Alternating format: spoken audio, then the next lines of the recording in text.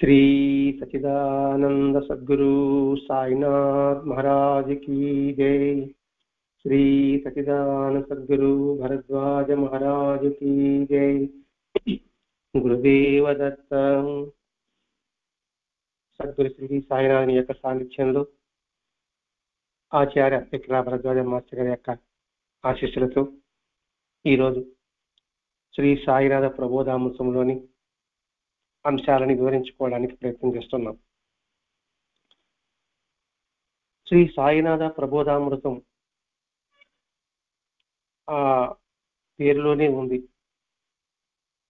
ముఖం కాని అంశాలని, జ్ఞానాన్ని మన మనసుకు తట్టి లేపే మహోన్నతమైన గ్రంథమని.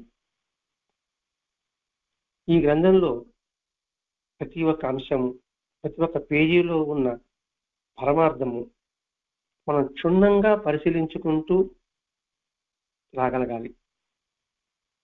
ఎందుకంటే ఇది ఒక అమృతం.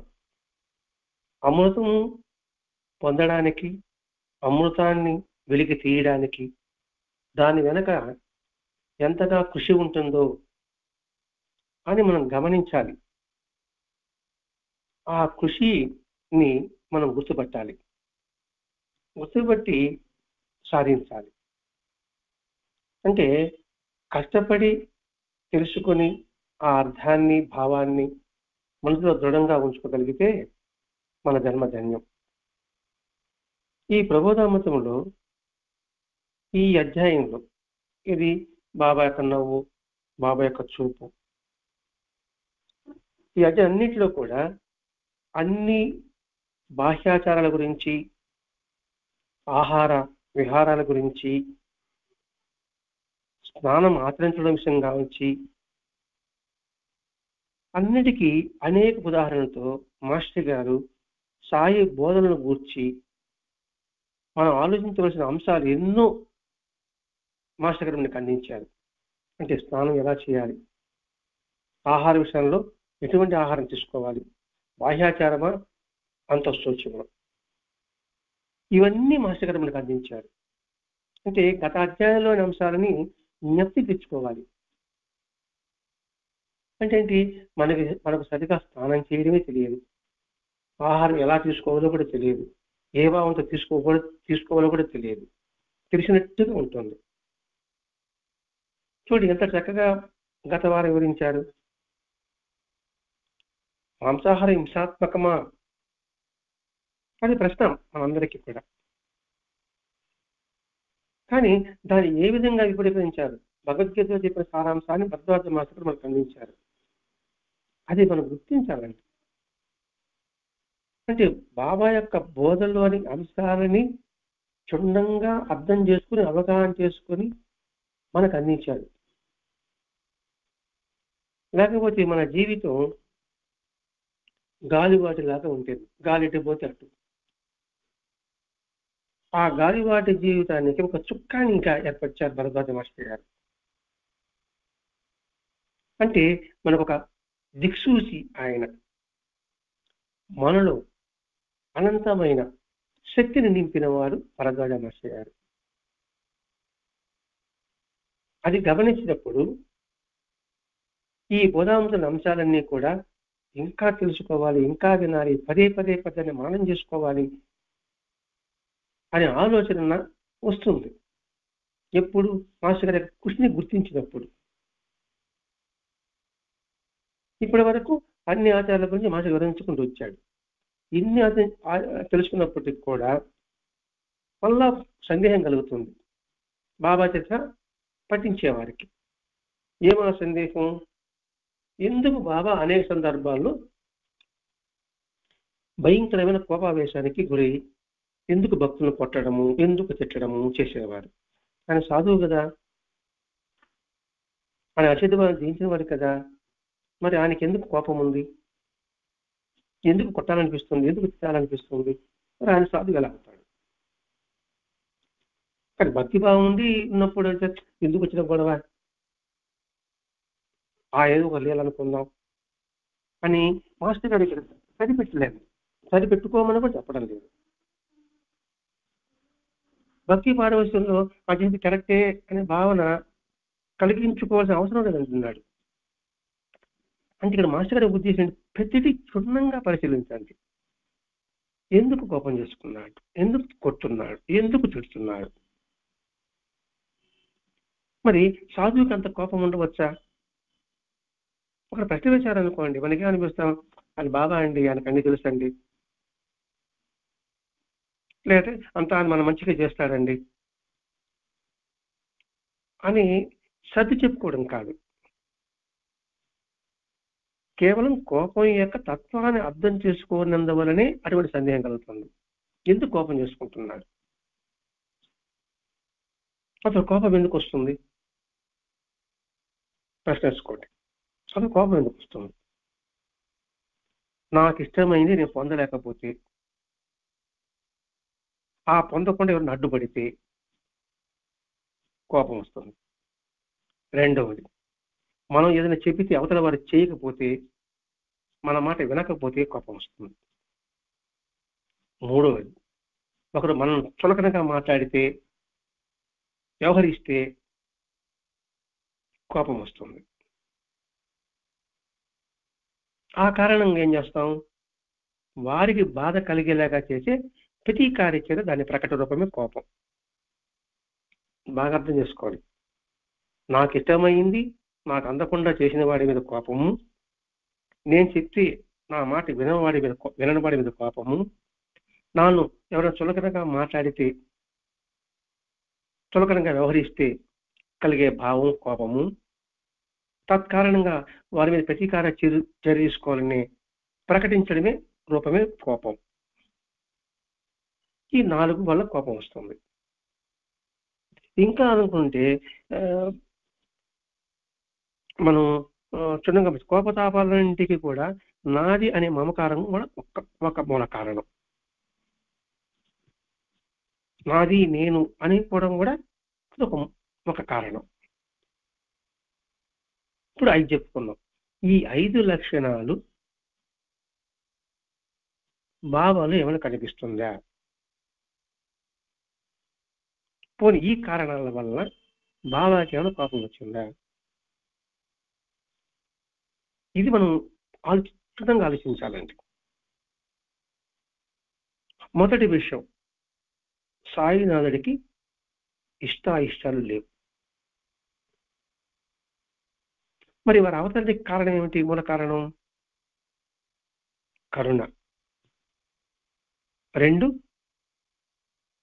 తనను ఆశ్రయించిన వారి శ్రేయస్సు చేకూర్చడమే వారి లక్ష్యం. ఈ 2 కారణాలే బాబా యొక్క అవతరణలో ఉన్న రహస్యం. మొట్టమొదటి ఏమో కరుణ, మనకు శ్రేయస్సు చేకూర్చడమే వారి లక్ష్యం. దానికి భిన్నమైన భావాలు, వాసనలు, కర్మఫలాలు భక్తుల్లో ఉన్నప్పుడు, లేక వారిలో మెదిలినప్పుడు, సాయి అతి దుర్గుణాల పట్ల, భావాల పట్ల, పూర్వ వాసన పట్ల, కర్మ దోషాల పట్ల కోపం చేసుకునేవారు. ఒక్కొక్క పదం మనం విడవలుగా వినడానికి ప్రయత్నం చేయాలండి. ఎక్కడో ఆలోచన పెట్టి ఏదో చదువుతున్నాడు కదా అనే భావన ఇక్కడ ఉండకూడదు, మీకు కానీ చెప్పేవాడికి కూడా. ఒకటి కరుణ, ఆచరించిన వాడికి శ్రేయస్సు.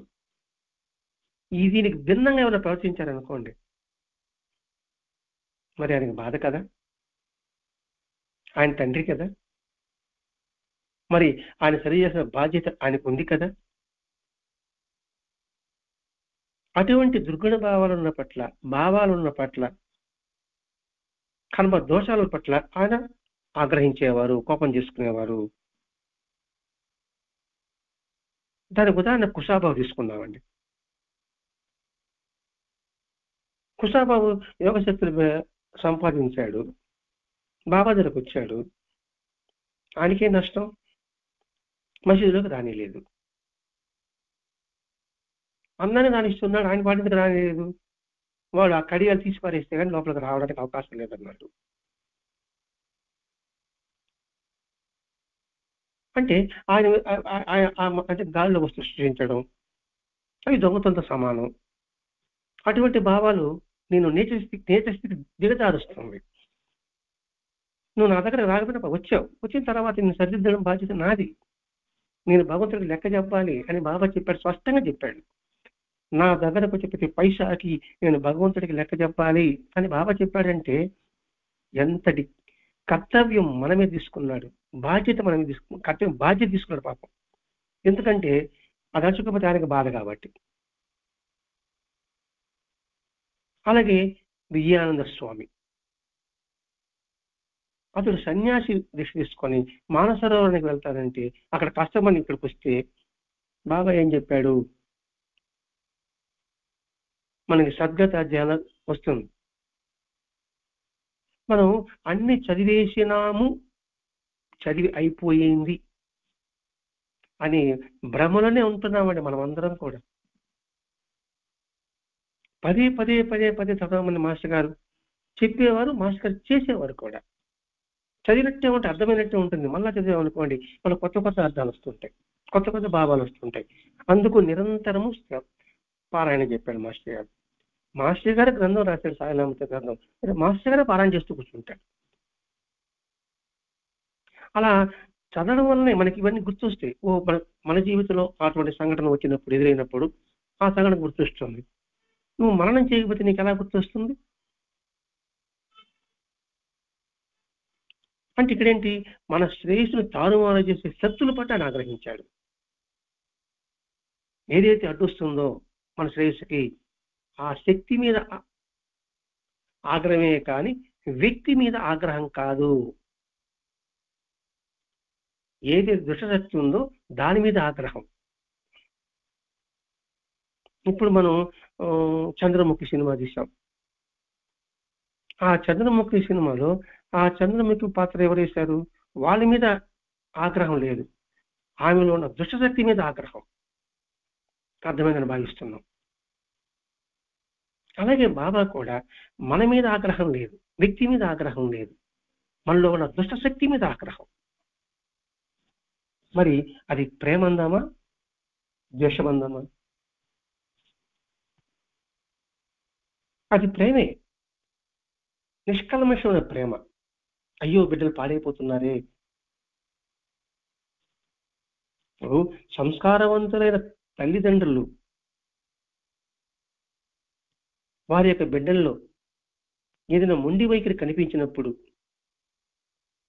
మరి ఆ బిడ్డ బాగుపడేందుకు బిడ్డలోని ఆ వైఖరిని దండిస్తారా, దండించమని చెప్పండి. ఆ దండించడం ద్వేషంతో దండిస్తామా? ఎప్పుడైతే ఆ చెడ్డ గుణం ఎప్పుడైపోతుందో మరలా మనం ఆ బిడ్డని ప్రేమతో లాలిస్తాం కదండి. మరి ఆ తల్లిదండ్రుల ఆగ్రహం నిజానికి ప్రేమ కోపమా? బిడ్డల శ్రేయస్సు కోసం కాదు, ఒక తన అప్రీతి వలన కోపగించుకునేది తల్లే కాదు. అంటే అనవసరంగా కోపగించుకోవడం, అనవసరంగా చెట్టడం. అది తల్లి అవ్వతే తండ్రి ఎలా అవుతుంది అంటే ఇక్కడ బాబా కోపం చేసుకునే ఉద్దేశం ఏంటి, మనలో ఉన్న దుష్టశక్తుల్ని పారదోలడమే. ఆయన కోపం చెప్ప కోపం నటిస్తాడంతే, లోపల అపారమైన ప్రేమ అంటే ఇది బుస కొడతాడంతే, కాటు వేయడు. మరి ఈ భావం అర్థం కావాలంటే క్షుణ్ణంగా పరిశీలించాలి. ఒక వ్యక్తి గురించి అది మంచా చెడా అర్థం కావాలంటే ఆ వ్యక్తితో సహవాసం చేయాలి, ఆ వ్యక్తితో సన్నిహిత్యం చేయాలి. అదేది లేకుండా బాబా ఆయన కోపం చేసుకుంటారండి, ఆయన సాధువండి అని విమర్శించే వాళ్ళు కోకొల్లు ఉంటారు. అది వెళ్ళేటప్పటికి మనం కూడా నిజమే కదా అనిపిస్తుంది. నేను సౌమ్యంగా ఉన్నాను కదా, నా మీద ఎందుకు బాబా కోపం చేసుకున్నారు అంటే నాలో ఏ దుష్ట ప్రభావం వచ్చిందో, ఏ దుష్ట భావాలు వచ్చిందో. నానా శక్తిధర్ గారు ముస్లిం స్త్రీ ఇద్దరు వచ్చినప్పుడు ఎందుకు బాబా చెంప మీద కొట్టాడు? ఆ చెడు స్వభావం నాన్నకొకటే తెలుసు, కానీ సర్వాంతరమైన తండ్రికి కూడా తెలుసు.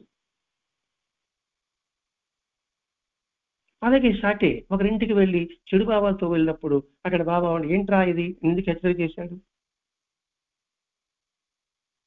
అందుకేనండి ఈ కలియుగానికి బాబా యొక్క అవతరణ ఆవశ్యకత మనకు మాస్టర్ గారు ఈ ప్రబోధామృత స్పష్టంగా అందజేస్తున్నారండి. సాయిరామృతము మనకు అర్థం కావాలంటే సాయి సన్నిధి, సాయిగ్రహ భావం అర్థం కావాలంటే సాయినాథ ప్రబోధామృతం. అందుకని మాస్టర్ గారి ప్రబోధామృతాన్ని క్షుణ్ణంగా పరిశీలిస్తూ అర్థం చేసుకోవడానికి కృషి చేయాలి. పోనీ సాయినాథుడు సామాన్యమైన మనిషి, మన అన్ని కోణాలు పరిశీలించాలి కదండి. అలా కాకుండా దూరం నుంచి చూసి మనం దాన్ని అంచనా వేసి ఎలా ఉంటుంది? ఆ వ్యక్తి మంచిగా చేయడని, ఆ వ్యక్తి మంచి కాదు చెడు కాదు, నిర్మలంగా ప్రశాంతంగా ఉంటారు. మన మనసే చెడ్డది. ఒక చెట్టు ఉందండి, ఆ చెట్టు మీదకి అనేక పక్షులు వాళ్తాయి, ఆశ్రయించుకుంటాయి. ఆ చెట్లు పండ్లు తినడానికి కావచ్చు, గూడు కట్టుకోవడం కావచ్చు. బాగా వేసవి కాలం, అలసి చచ్చిపోతే ప్రయాణం సాగిస్తున్నాం, ఆ చెట్టు కింద చేరాం, సేద తీర్చుకోవచ్చు. అదే మరొక వ్యక్తి జీవితం విరక్తి పెట్టి ఆ చెట్టుకి ఉరి వేసుకోవచ్చు. మరి ఆ చెట్టు ఉరి వేసుకుని చెట్టు కొట్టేస్తాం, చెట్టుకి ఏం సంబంధం ఉండదు. అటువంటి చైతన్య స్థితి భగవంతుడిది, మహాత్ముడిది. అందుకని ఇట్టి సత్యమైన ఆగ్రహం సంపూర్ణంగా వారి అధీనంలో ఉండేదే. అన్ని పంచిభూతాలు ఆయన అధీనంలో ఉంటే కోపం మాత్రం ఆయన అధీనంలో ఉండదా? ఆయన ఆ కోపాన్ని ఎలా ప్రయోగిస్తాడంటే, రోగికి మందు ఎంత మోతాదు ఇవ్వాలనో అంత మోతాదు ప్రకారంగా కోపం ప్రకటిస్తాడు. క్షమ విషయంలో చూడండి, బుగ్గగిలితేనే ఎందుకు బొగ్గగిల్లావు అంటే, 72 జన్మలుగా నిన్ను గెలలేదురా, ఇప్పుడు తాకి ముందు ఎందుకు అవంటావు? క్షమ కోపం చేసుకున్నాడు, బాబా అక్కడ కోపం చేసుకోలేదు. ఆ తగినంత మందు ఇవ్వగానే మరుక్షణమే ఏమీ జరగనట్లుగా ప్రేమమూర్తిగా ప్రకటమయ్యేవారు. ఏదైనా కొత్త కార్యక్రమం పెడితే బాబా కోపం చేసుకునేవాడు. భక్తులు బతిమేటప్పటికీ కొడతాడు, తరిమేస్తాడని చేస్తాడు. తర్వాత అందరికి మిఠాయిలు పెట్టాడు. కనీసం అంతకుముందు కోపం చేసుకున్న లక్షణం కూడా బాబాలో కనిపించదండి. బాబాలో కనిపించలేదు అని మహాత్ముని సరిపెట్టుకుంటామా? ఈ భావాన్ని మన జీవితానికి అన్వయించుకో. ఎదుటివాడు పొరపాటు చేస్తే, తప్పు చేస్తే హృదయంలో ద్వేషభావం లేకుండా కోపగించు, చుట్టూ పిల్లవాడిని కొట్టు, కానీ లోపల మాత్రం ఎటువంటి భావం స్ఫురణ ఉండకూడదు, ద్వేషభావం అనేది ఉండకూడదు. అయిపోయింది, మళ్ళీ కలుసుకోవాలి, మళ్ళీ మాట్లాడుకోవడమే ఏమి జరగనట్టుగా. ఇది కుటుంబ వ్యవస్థలో మనం నేర్చుకోవాల్సింది. మొట్టమొదట భార్యాభర్తల బంధం, తల్లి బిడ్డల బంధం, స్నేహితుల మీద అనుబంధం, బంధువుల పట్ల బంధం. అంటే జీవితంలో మనం ఎలా నడుచుకోవాలో, ఎలా మెలగాలో బాబా చెప్తున్నాడండి. అందుకే ముందే చెప్పాడు, స్నానం ఎలా చేయాలో, ఆహార వ్యవహారాలు ఎలా ఉండాలో, బాహ్యాచారాల పట్ల ఏ విధంగా ప్రవర్తించాలి,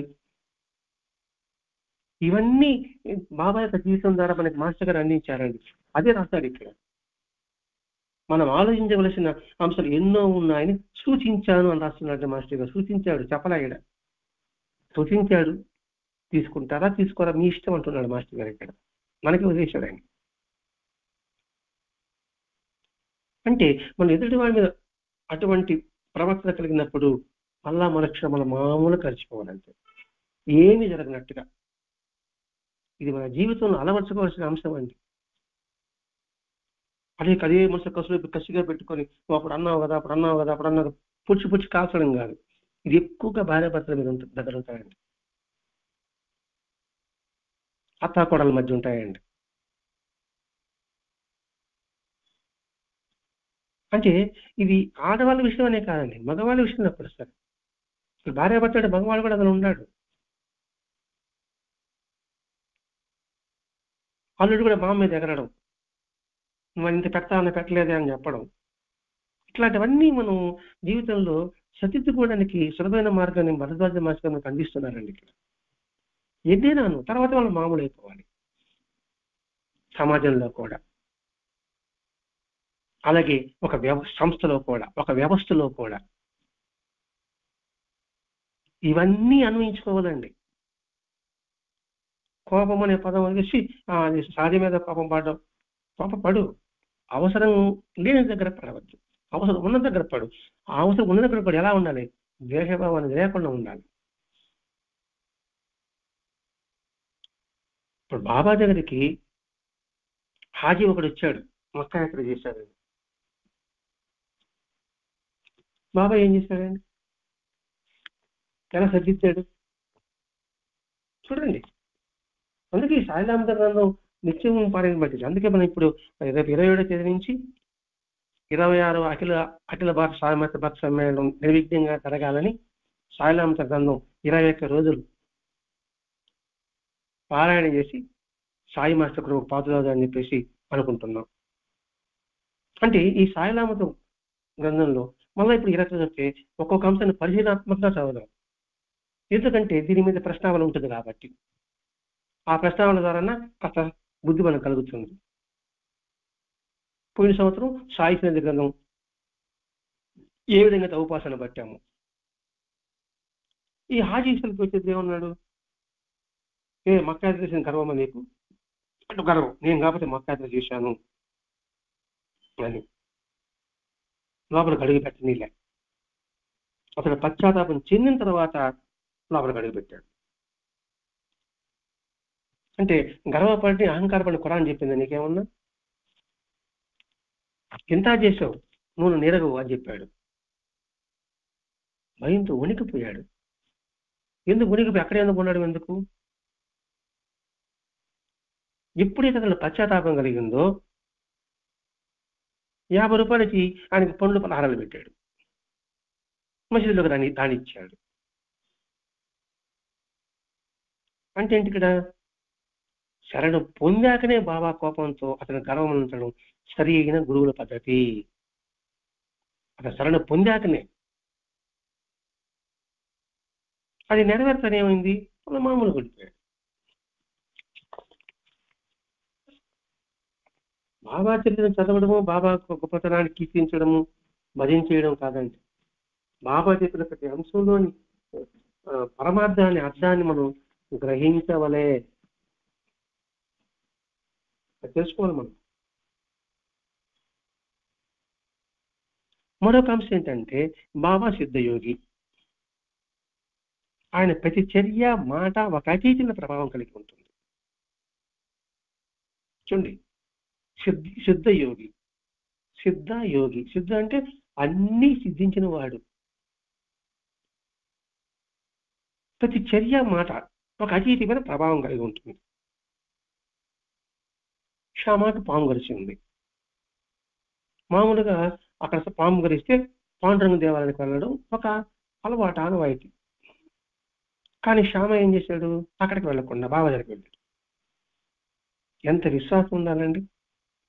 వెళ్ళాడే పో, మసీదు అడుగు పెడతానే పోరా బయటకు అన్నాడు. ఆ సన్నివేశం ఎలా ఉంటుంది దర్శించండి. మనం దర్శించాలి. మనం ఇక్కడ నేను మామూలుగా అక్కడికి వెళ్ళకుండా నేను నీ దగ్గరకు వస్తే పోరా బయటకు అంటావా? మనసు చలించదండి. అక్కడ బాబా దేని పొమ్మన్నాడు? అతను ఇక్కడ పాము విషానని తర్వాత అర్థమవుతుంది. మరి ఆ చర్యలో ఎంతటి ప్రభావం ఉంది? పోరా బయటికి అనే మాటలో ఎంతటి శక్తి ఉంది? అందుకని శ్యామ విషయాన్ని స్మరించినా కూడా సాధువు కోపం ఎందుకు ఉంటుందండి అనే అంశమని మనకు తెలుస్తుందండి. ఎందుకు మాస్టర్ గారి కోపాన్ని కూడా ప్రత్యేకంగా మనకు తెలియజేస్తున్నాడు అంటే బాబా యొక్క ప్రతి చర్యని కూడా క్షుణ్ణంగా పరిశీలించాలి. ఆ పరిశీలిస్తే హృదయాన్ని బలంగా హత్తుకుంటుంది. ఆ హత్తుకున్న ద్వారా సంస్కారం పరిశుద్ధమవుతుంది, చిత్తశుద్ధి కలుగుతుంది. ఈ పరిశుద్ధము చిత్తశుద్ధి జన్మ జన్మలకు మనకు అనంటి వస్తుంది. అందుకు మాస్టర్ గారు మన ఇక్కడ మెల్ట్ చేస్తున్నారండి. సంస్కరించుకోండి, సంస్కరించుకోండి, ఈ అవకాశం మనకి తిరిగి రాదు అని మనకి అనేక గ్రంథాలను పొందుపరిచాడు. ఒళ్ళో వచ్చి ఇప్పుడు కూర్చున్నాడు, బృందావనం అని పొందడమే. ఒక్కొక్కసారి ఒక నాణ్యాలు తీసుకుని ఇది కాకాది, ఇది బాపుది, ఇది నానాది అని ఎందుకు రుద్దేవాడు? పేర్లు చెప్పి వాళ్ళల్లో ఉన్న కర్మ వాసనలు, చెడు వాసనలు క్షయమవ్వాలి. అక్కడ కూడా మహారాజు కూడా 4 పొలాలు తీసుకుని దారం కట్టి సైన్యం తయారు చేస్తాను అంటూ ఉంటాడు కదండి. అది పిచ్చి చేస్తా అనిపిస్తుంది. వాళ్ళ చర్య వెనుకున్న భావాన్ని మనం గ్రహించాలి. అక్కడ కూడా కోపపడేవాడు. అలాగే బాబా కోపావేశం చర్యల వలన భక్తుల యొక్క చెడు గుణాలు దూరం అవుతున్నాయి. ఇది తాజుద్దీన్ బాబా చరిత్రలో మనకు తెలుసుకుంటూనే ఉన్నాం. అంగవికలు వచ్చినప్పుడు కావచ్చు, పిచ్చి పెట్టిన వాళ్ళు వచ్చిన వాళ్ళు కావచ్చు, పోనీ వాళ్ళంతా పక్కన పెడితే అనంతసాగరం నాగయ్య తాతగారు అనుకున్నారు. ఇవన్నీ మనం బాబా దగ్గర చూడలేదు, తాజుద్దీన్ బాబాని చదివాము, అక్కడ కూడా చదివాము. నిజంగా జరుగుతుందా అంటే నాగయ్య తాతను దర్శించిన వాళ్ళు, ప్రత్యక్షంగా చూసిన వాళ్ళకి స్పష్టంగా తెలుస్తుంది. నాగయ్య తాత గారు అంటే దాదాపు ఒక 30 సంవత్సరం ఉన్న వ్యక్తే కదండి. 1992 వరకు ఆయన ఉన్నారండి. ఆయన కూడా కోపం చేసుకునేవాడు. పరిశుద్ధమైన భావంతో వెళ్ళే వారికి ప్రేమతో ఆదరించేవాడు. అన్నం వంటి వాళ్ళకి స్వయం పెట్టేవాడు. వాళ్ళకి ఛార్జీ లేకపోతే డబ్బులు ఇచ్చి పంపించేవాడు. మన సత్సంగంలో 10 మంది వెళ్ళారండి. వీళ్ళు ఆయన దగ్గరికి వెళ్ళాలి అంటే ఆయన దగ్గర అయితే పలక తీసుకెళ్ళాలి. పలక తీసుకుపోతే ఆయన ఓం రామ శ్రీరామ శేషమునీంద్ర అని స్వహస్తాలు రాజిస్తాడు. దాన్ని దిద్దాలి. ఓం రామ శ్రీరామ శేషమునీంద్రలో అర్థం ఏముంటుందో ఇప్పుడు సందర్భం వచ్చి దాన్ని వివరించుకుందాం. ఈ 10 మంది వెళితే బజారుకి పలక కొనుక్కొని వచ్చాడు. ఒకడు మాత్రం చిన్న పలక తీసుకొచ్చాడు. వెంటనే అందరికి బాగా రాయించాడు. అతడు వెళ్ళేటప్పటికి తాగడానికి డబ్బులు ఉందా లేదవా, పలక కొనడానికి డబ్బు లేదా ఇసురు కొట్టాడు. అతనికి తాగుడు అలవాటు ఎవరు తెలుసు, మాకే తెలియదు. ఆ క్షణం నుంచి అతడు తాగుడు మానేశాడు.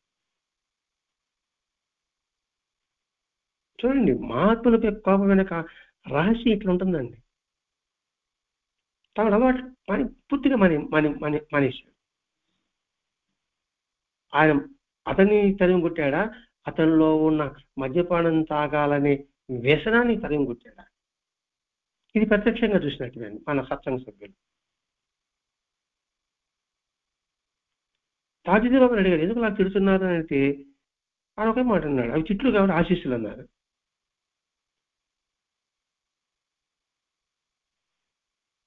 ఇట్లా ప్రతి ఒక్క చర్య వెనుక మనం గుర్తించుకుంటూ రావాలండి. బాబా దగ్గరకు ఒక ఫకీరు వచ్చాడు, పాదాలు దాకాడు. బాబా కోపంతో నెట్టి వేసినా కూడా అక్కడ పాదాలు వదిలిపెట్టలేదు. ఆ కోపంతో పక్కనే ఒకడు ఉన్నాడు, రామమారుతి అనేవాడిని. అలాగే మొదలు పైకి ఎత్తేసాడు. పైకి దించేటప్పటికి అతడికి ఊర్ధ్వలోకాలకు పోయినంత ఆనందం కలిగిందట. చూసే వాళ్ళకి ఏదైనా గుర్తు పట్టుకుని పైకి లేపేస్తున్నాడు ఒక చేతితో. చూడ, ఊర్ధ్వలోకాల పైలోకాల పోయినంత ఆనందం కలిగిందట. ఇదే చిత్తారుడు సంస్కృతి కూడా మనకు వస్తుందండి. పిల్లలు ఆటలాడుకోవడానికి ఒక చెరువు దగ్గరికి వెళితే సిద్ధారుడు స్వామి ఒక బాలుడిని నీకు ఈత నేర్పిస్తా చెప్పేసి నీళ్ళలో ముంచేస్తే వాళ్ళ అమ్మ లబోదేవుడు పరిగెత్తుకుంటూ వస్తే సరే మన కొడుకు పిలువమంటే చెప్పితే ఆయన పేరు పెట్టి పిలవగానే వాడు మునిగిపోయిన వాడు లేచి బయట వస్తాడు. వచ్చి ఏమంటాడు, ఎందుకమ్మా నన్ను పిలిచామన్నాడు. అదేమంటాడు, అంతసేపు నీళ్ళలో ఉన్న నీకేం కాలేదన్న అని అడిగితే, నేను లోపలికి వెళ్ళగానే అద్భుతమైన జ్ఞానశుద్ధి పొందానన్నాడు. ఒకటా రెండే కదండి, మనకు మాస్టర్ గారి ఈ పుణ్యచరిత్రలో ఎన్ని ఉంటే ఇంకా భాగవతంలో ఎన్ని ఉండాలి, పెరిగిపురంలో ఎన్ని ఉండాలి, ఆల్వర్స్లో ఎన్ని ఉండాలి, అలాగే రామకృష్ణ పరమశిలో, రమణ చరిత్రలో ఎన్ని అందిస్తున్నాడు భరద్వాజ మాస్టర్ గారు మనకి.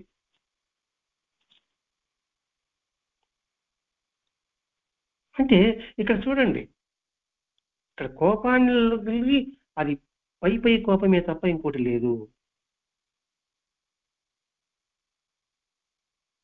ఒక సందర్భంలో భాగ్య అనే వ్యక్తిని కొడతాడు. ఎందుకు కొట్టాడంటే కపట కొడుకుని రక్షించానని చెప్తాడు. ఇటువంటి ఆగ్రహంతో పాటు, ఇటువంటి కోపంతో పాటు బాబాలో భక్తులపై ఎంతో చల్లని ప్రేమ కూడా ప్రకటమవుతుంటుంది. ఎంతటి ప్రేమ, ఒక మామిడి పండు తీసుకొచ్చేసి దాన్ని బాగా కొట్టి భక్తుడికి ఇస్తే రసమంతా పోయి టెంక మాత్రమే మిగులుతుంది. దాని అర్థం కూడా మాస్టర్ గారు చెప్తారు చూడండి. ఆనందాలంతా మనకు పంచిస్తున్నాడు మాస్టర్ గారు బాబా, టెంక మాత్రం ఆయన ఉంచుకుంటున్నాడు. ఎంతటి అవ్యాజమైన ప్రేమ అండి.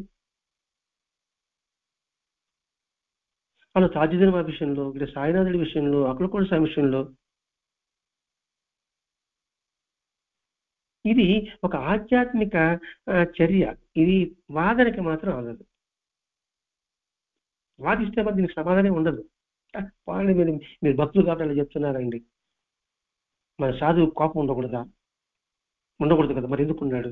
అదే మన టీవీలో బాబా మీద చర్చ వచ్చినప్పుడు బాబా కుక్క తాగాడండి, ఆయనేం దేవుడు అండి అన్నారు. కుక్క కాదు, బంగేకు తాగాడండి, ఆయన దేవుడు అంటున్నారే, ఆయన పూజిస్తున్నారే అని వాదించాడు. దగ్గరకు వచ్చి ఎందుకు ఆ విషయం ఏమిటి అర్థం చేసుకుంటే అటువంటి అపోహలు కలగవు, అది మాత్రం చెయ్యరు. మనకి మాస్టర్ గారు ఎందుకు అందిస్తున్నాడంటే, ఆయన మీ బుద్ధి వక్ర బుద్ధి అవుతుందేమో, క్షుణ్ణంగా చదవండి అని ఈ గ్రంథాన్ని మనకు అందించాడండి. ఒక యువతని తిట్టాడు బాబా. ఎందుకు తిట్టావు బాబా అంటే, వాళ్ళకి సంతానం లేదని ఆయన అందుకు సంతానం ఇస్తానని చెప్పాడు. మరి దానిలో మర్మం మనకేం తెలుస్తుందండి? ఇలా ప్రతి ఒక్క అంశం క్షుణ్ణంగా పరిశీలిస్తే కానీ మనకి బాబా యొక్క జీవిత విధానం మనకి అర్థం కాదండి. అందుకే మాస్టర్ గారు చూస్తున్నారు చూడండి, ఇలా ప్రతి ఒక్క చర్యని, ప్రతి ఒక్క మాటని, ఆయన యొక్క చూపుని, ఆయన యొక్క నవ్వుని అర్థం చేసుకుంటే చాలట. ధ్యానిస్తూ పోతే మన చూపు ఆయన చూపులో, మన చూపు ఆయన చూపులో, మన మౌనం ఆయన మౌనంలో, మన నవ్వు ఆయన నవ్వులో, మన హృదయం ఆయన ధ్యానంలో లయమవుతుంది. ఇదేదో 4 ముక్కలే ఉంది. మన చూపు ఆయన చూపులో అయినప్పుడు ఏముంది, ఆయనకి మనకి భేదం లేదు. మన మౌనం ఆయన మౌనం, ఇంకా దేహ స్పృహనే లేదు. మన నవ్వు ఆయన నవ్వులో, ఆయన దేహంతో తాదాత్మ్యం చెందాం. మన హృదయం ఆయన ధ్యానంలో, నిరంతరం ఎరుకుతో కలిగి ఉండడం. అప్పుడు ఏం మనకి సంప్రాప్తిస్తుంది? చైతన్య ఘనత లేక బ్రహ్మ సమరత సిద్ధిస్తుంది, కలుగుతుంది కాదు, సిద్ధిస్తుంది అన్నారండి. ఏమిటి చైతన్య ఘనత అంటే ఏమిటి? బ్రహ్మ సమరత అంటే ఏమిటి? అదేదో పెద్ద మంచి పదాలు అని సరిపెట్టుకుంటామా? మెల్లగా చైతన్య ఘనత విడగొడతామండి. చైతన్య ఘనత, చైతన్యం అంటే ఏమిటి? కదలిక, ఉల్లాసము, తెలివి, ప్రాణము, ఇట్లా భావించాలి. చైతన్యం అంటే ఏదో అనుకునేసి ఎట్లా అండి, కదలిక పెట్టుకున్నాం, లేకపోతే ప్రాణమును పెట్టుకుంటాం,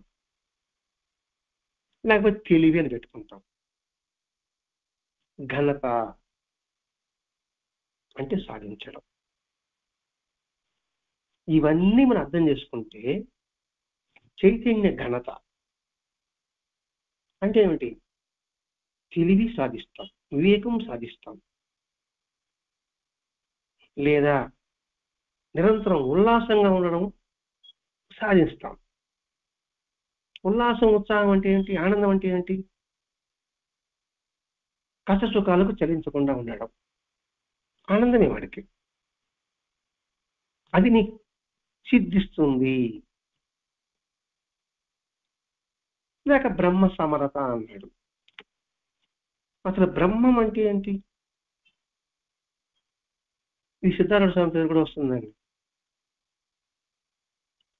సిద్ధార్థ స్వామి బ్రహ్మ బ్రహ్మ అంటున్నావు కదా, ఆ బ్రహ్మ ఎలా ఉంటుందో చూపిస్తావని అడుగుతాడు అప్పుడు వచ్చి. వెంటనే ఆయన దగ్గర దాస్యం ఉన్న కబీర్ దాస్ స్నానం చేస్తూ ఉంటాడు. ఓ కబీర్ అని పిలుస్తాడు. దేహస్వరుడు ఎక్కడ పరిగెత్తుకుంటూ వచ్చేస్తాడు. ఇదేనా బ్రహ్మం అంటే అంటాడు. అంటే ఏంటి? విశ్వవ్యాప్తమైన ఆత్మ, అంతటా ఉన్న ఆత్మ. ఇది దేహస్ఫురణ లేని స్థితి ఎవరికైతే ఉంటుందో వాడు బ్రహ్మస్థితిలో ఉన్నట్టు లెక్క. ఆ స్థితి శాశ్వతమైనది, మార్పు లేనిది, సమతుల్యంగా ఉండేది. ఇది బ్రహ్మం అంటే. అందుకే ఇక్కడ బ్రహ్మ సమరత అంటే ఏంటి? అంతటా ఉన్న చైతన్యం ఒకటే విశ్వవ్యాప్తం చైతన్యం ఏది ఉందో ఆ భావాన్ని నిరంతరం ధరిస్తూ సమభావం కలిగి ఉండడము. చైతన్య ఘనత లేక బ్రహ్మ సమరత రెండు మూలం ఏమిటి? సమతుల్యము, నిరంతరము ఎరుక కలిగి ఉండటము. అంటే ఒక్క వాక్యం చెప్పామంటే చిత్తప్రజ్ఞ సిద్ధిస్తుంది. ఎప్పుడు? క్షుణ్ణంగా ఆయన యొక్క బోధలో, ఆయన యొక్క మాటలో, ఆయన యొక్క చర్యలో ఉన్న అంతరార్థాన్ని నిరంతరము గుర్తిస్తూ ఉన్నప్పుడు, ఆ మర్మాన్ని తెలుసుకున్నప్పుడు. ఇంతగా వివరిస్తున్నాడు భరద్వాజమూర్తి గారు. కల్పవృక్షం వంటి సద్గురువు దొరకక దుఃఖంలో పరిభ్రమిస్తున్నామని తప్పించాం మనం తప్పించలేదండి. పొరపాటు వల్ల మనకు లభించింది. మాస్టర్ గారు తప్పించావు, ఇదిగో నేను దొరికా. మనం తప్పించలేదు, దొరికాను. ఎవరు? సాయి మాస్టర్. దొరికి తానేం చెప్పాడు? నియమాలతో వ్రతాలతో సతమతం అవుతామని చెప్పలేదు, ఉపవాసాలను తపస్సు చేయమని చెప్పలేదు, సర్వబంధ త్యాగము చేయమని చెప్పలేదు, శాస్త్రాలు చదవండిరా అని చెప్పలేదు. హృదయమందుడితో నన్ను సదా స్మరించి నా వలె అవమానం మాత్రమే చెప్పాడు. చూడండి ఎంతటి వివరణ ఇస్తున్నాడు భరద్వాజ మహర్షి గారు. ఇది బాబా చెప్తున్నట్టుగా మాస్టర్ మనం చెప్తున్నాడండి. నా గురువు దొరకలేదే, గురువు దొరకలేదే, గురువు దొరకలేదే అంటుంటారు. ఇప్పుడు కూడా మీరు మాస్టర్ గారిని చూశారు, మేము చూడలేకపోయామని. భౌతిక దేహాన్ని చూసి ఏం పబ్బం గడుపుకుంటారు మేము చూసిన వాళ్ళందరూ కూడా. ఇప్పుడు నేను దొరికాను అన్నాడు. నేనంటే ఏమిటి? రూపం కాదు, ఆయన యొక్క తత్వం గ్రంథ రూపంలో, అనేక గ్రంథాల రూపంలో మనకు మాస్టర్ గారు దొరికారు, సాయి మాస్టర్ దొరికారు. దాన్ని పట్టుకొచ్చాను. దానికి నియమ నిబంధనలు లేవు, మడి ఆచారాలు లేవు, వ్రతాలు లేవు, అన్ని వదిలిపెట్టి వెళ్ళమని చెప్పలేదు, ఉపవాసాలు ఉండమని చెప్పలేదు. ఉదయం అంతటితో నన్ను సదా స్మరించు. ఉదయమంతా కూడా నన్ను అంటే ఆయన యొక్క తత్వాన్ని, భావాన్ని, లేకపోతే ఆయన యొక్క హృదయ స్పందనని, లేకపోతే ఆయన అధిష్టాన్ని, ఆయన సంకల్పాన్ని స్మరించు. బాబా ఏ విధంగా అయితే తన గురువుగారిని స్మరించి గురు స్వరూపుడయ్యాడో, భరద్వాజ మాస్టర్ గారు 1963 ఫిబ్రవరి 9వ తారీఖున తను పొందిన అనుభూతితో నిరంతరము స్మరించి మహాత్ములు ముద్దుబిడ్డడయ్యాడు. మనల్ని అదే విధంగా స్మరించి మనల్ని మాస్టర్ గారి బిడ్డగా తయారు కమ్మంటున్నాడు భరద్వాజ మాస్టర్ గారు. మనం ఏం స్మరించాలి? ఆయన ఇచ్చిన గ్రంథాన్ని స్మరిస్తే మన జన్మ ధన్యం. ఇప్పుడు ఏం చేస్తావు? నీ ఇష్టం.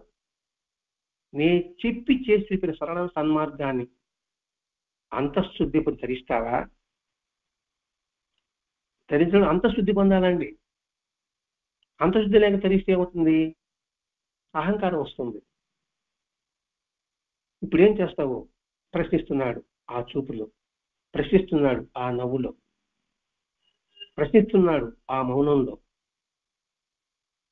లేక సరళ సన్మార్గాన్ని అంతఃశుద్ధి పొంది ధరిస్తావా? లేక నీ ఛాందస్యమైన మౌఢ్యాన్ని ఆశ్రయించి నా సాటి అన్వేషుల వలె అరణ్యంలో దారి తెప్పి తిరిగిపోతవుతావా అని బాబా చూపు మనం ప్రశ్నిస్తుందండి.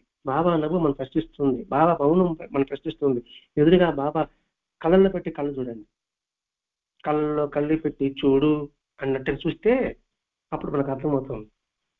ఆ కళ్ళలో మన ప్రతిబింబం. మనం ఎలా ఉన్నామో ఆయన కళ్ళలో మనకి కనిపిస్తుంది. ఇంకొకటి చెప్పలేదు. ఎదుటి వారి కళ్ళలో మనం చూస్తే మన ప్రతిబింబం కనిపిస్తుంది. అందుకని కళ్ళలో పెట్టి కళ్ళు చూడు అని చెప్పడం. లేకపోతే మనం బయటపడతామా నీళ్ళలో నుంచి, లేదా ఆ నీళ్ళు మునిగిపోతామా? అంటుంది ఆ నవ్వు, అంటుంది ఆ చూపు, అంటుంది ఆ మౌనం. మన ఆచరణ పూర్వకమైన సమాధానం కోసం ఎదురు చూస్తూ ఉన్నాయి. ఆ చూపు, ఆ నవ్వు, ఆ మౌనం. ఏ సమాధానం చెప్తారు రానాయన? నేను అన్నీ అందించాను, మీరు ఎదురు చూపు లేకుండా మీకు అందించాను అంటున్నాడు భరద్వాజ మహర్షి గారు. మనం ఆలోచించండి, మనం ఏమైనా సాధన కోసం కృషి చేశామా? ఆలోచించామా? అసలు ఉన్న పళంగా నిధి ఆకాశం చక్కని ఊడిపడింది, మన ముందు వచ్చి వాలింది, ఎదురుగా కనిపిస్తుంది. మాస్టర్ గారు చూస్తున్నారు కుర్మాసనంలో కూర్చొని. ఆయన ప్రశ్నిస్తున్నాడు. చెప్పండి మీ సమాధానం. నేను చెప్పినట్టు వింటారా వినరా? చేస్తారా చేయరా? చేస్తే ఎటువంటి ఫలితం వస్తుందని చెప్పాడు, చేయకపోతే ఎటువంటి దుష్ఫలితం వస్తుందో చెప్పాడు. తిరిగిబోతులు అవుతాం, తెగిన గాలిపట్లు అవుతాం, ఎగిరిన పులిసిరాగల జీవితం అవుతాం. అలా కాకూడదు మన జీవితం. అద్భుతమైన అవకాశం మనకి అందించాడు. ప్రతి క్షణము మనం మారడానికి భగవంతుడు మనకి ఇచ్చిన అవకాశం. నిద్ర లేగానే భగవంతుడు మనకు ఒక అవకాశం ఇచ్చాడు. రే, ఈ రోజన్నా నీ ప్రవర్తన మార్చుకో, నువ్వు సంస్కరించుకో. కళ్ళు తెరిచామంటే మనకు భగవంతుడు ఇచ్చిన అవకాశం భావించాలండి. పడుకుంటున్నాం, తిరిగి లేవి ప్రపంచాన్ని చూస్తున్నామంటే మళ్ళా నీకు ఒక అవకాశం ఇచ్చాడు. ప్రతి ప్రాతకాలం మనకి భగవంతుడు ఇచ్చిన అవకాశం గుర్తించగలిగితే ఆ అవకాశాన్ని సద్వినియోగం చేసుకుంటూ మనం సంస్కరించుకుంటూ మన ఇతరులకి ఆదర్శంగా జీవించగలిగితే ఆ సాయి మాస్టర్ మన వైపు ఆనందంతో ఆహ్లాదంతో నా బిడ్డలు ఎంతగా సంస్కరింపడ్డారా అని ఎగిరి గంటేస్తారు. వాళ్ళ ఆనందం కోసమన్న మనం మన ఆనందం కోసం వాళ్ళు ఎదురు చూస్తున్నారు. మన ఆనందం వాళ్ళకేం వస్తుందండి? కానీ వాళ్ళు దానికే తపనపడుతున్నారు భరద్వాజ మహర్షి గారు. కాబట్టి ఆయనకి కష్టం కలిగించిన విధంగా మనం సంస్కరించుకుంటూ మన జీవితాన్ని సన్మార్గంలో ప్రయాణం సాగిద్దాం. స్వస్తి. శ్రీ సచిదానంద సద్గురు సాయినాథ్ మహారాజ్ की जय. श्री सच्चिदानंद सद्गुरु भरद्वाज महाराज की जय. गुरुदेव दत्त.